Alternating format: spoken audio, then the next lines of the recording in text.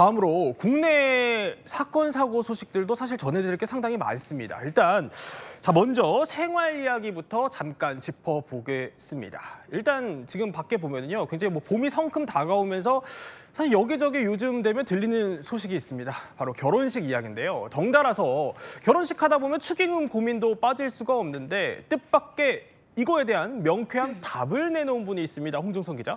배우 이서진 씨요. 맞습니다. 이서진 씨가 한 개인 채널에 나와서 구독자의 고민을 들어주는 그런 와중에 이 구독자가 이런 얘기를 합니다. 친했던 친구가 7년 만에 모바일 청첩장을 보냈다. 7년 만에? 네. 결혼식을 갈지 아니면은 축의금만 보낼지 고민이다 이렇게 얘기를 했더니 이서진 씨가 나라면 결혼식 가지도 않고 축의금도 내지 않는다 이렇게 얘기를 하면서 가서 내면 냈지 가지도 않고 돈 보내는 거는 잘못된 관습이다 이렇게 얘기를 하면서 갔으면 갔지.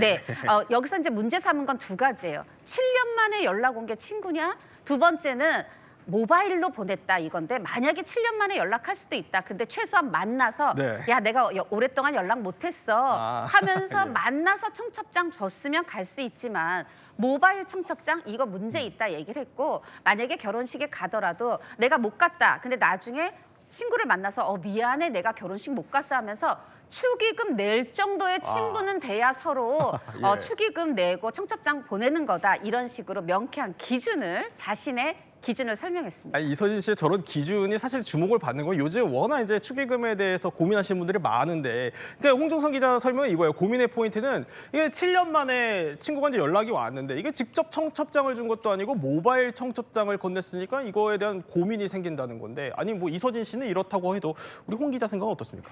사실 저는 이 이서진 씨의 발언을 보고 또 댓글을 찾아보기 전까지 과거에 저는 무조건 좀 축의금 보내는 쪽이었어요. 근데 이번에 좀 생각이 바뀌었습니다. 그래요? 이서진 씨 말 듣고? 어떻게 보면 정말 내가 축하하려고 보냈나? 내 마음 표현하려고 보낸 거 아닌가 이런 생각이 들었고요. 또 이 누리꾼들 댓글들 찾아보니까 일단 좀 옹호하는 쪽도 많아요. 뭐라고 하냐면 맞는 말이다. 축하의 마음이 전부인 거고 축의금은 덤인 거다. 나도 이서진처럼 해야지 이런 분들도 있고요. 물론 틀린 말은 아닌데 현실은 또 다르다. 정답은 하나가 아닌데 이서진 당신의 얘기만 정답처럼 말하지 말라 이런 분도 있고 에휴 무조건 가지도 않고 축의금 내지도 말라 인정머리 없다 이런 분도 계시더라고요. 사실 축의금을 따져야 될 게 너무 많아요. 뭐냐면 상황도 따져봐야 되고 서로 관계도 따져봐야 되고 생각할 부분이 너무 많으니까 이제 이런 얘기들이 나오는 건데 축의금을 정할 때는요 예상외로 또 이게 꼭 필요하다고도 합니다. 제일 중요한 거는 시장 조사를 철저하게 해서 동향 파악을 하셔야 됩니다. 이렇게 물어보니까 대체적으로 10만 원으로 귀결이 되더라. 라고 한다 그러면은 이제 제 마음한테 물어보는 거죠. 나는 당신보다 조금 나는 더 친하다는 걸 티를 내고 싶어. 20을 할지 5만 원만 안 하는 실수만 피하면 되는 거예요. 5만 원 했다가는 안 한 거보다도 더 역효과가 나요.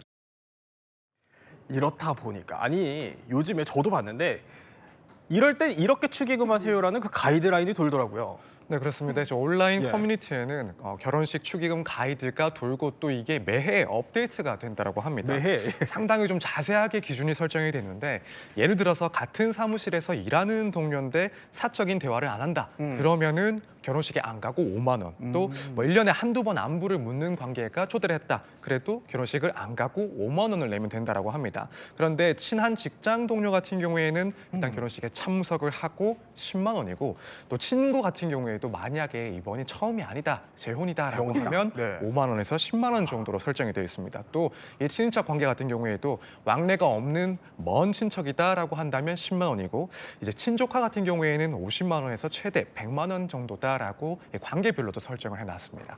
자, 이렇게 이서진 씨의 소신 발언을 우리가 축의금 문화를 한번 되새겨 봤는데 근데 그러고 보면 생각해보면 그 이서진 씨 얘기 조금만 더 해보면 이서진 씨가 이제 사회에 던지는 그런 소신 발언들이 이번에 처음은 아니었던 것 같아요. 바로 얼마 전에 지난해 말에 12월에 시상식 너무 길고 지친다 이런 표현을 한 적이 있어요. 그런데 이게 상 못 받으면서 한 게 아니고요.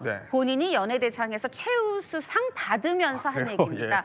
시상식 너무 길어서 지겹고 지쳐서 욕 나올까 했는데 상을 주셨네요. 이렇게 얘기를 했는데 이 말로 해서 사실 이제 야 시상식 너무 길어 했던 시청자의 공감을 사기도 했고 일단 현장은 웃음바다가 됐고요. 또 2024년 1월에는 네. 한 또 개인 채널에 나가서 이런 얘기를 했어요. 아 나는 그러니까 질문을 받은 거죠. 만약에 줄이 길다 맛집이라는데 줄 기다릴 거냐 기다리지 않을 거냐 했더니 나는 절대 줄 기다리지 않는다. 왜? 안 가보면 기다린다. 예. 맛도 거기서 거기다. 이렇게 얘기를 하면서 또 한 번 소신 발언했는데 여기서 소신이 어느 부분이냐면 맛집 프로그램들이 다 망쳐놨다. 그냥 맛집 프로그램 나온다고 하면 줄 선다. 네. 줄이라는 게 맛에 대한 절대적 기준이 아니다. 이런 얘기를 했던 겁니다. 여러 가지 소신 발언을 하셨는데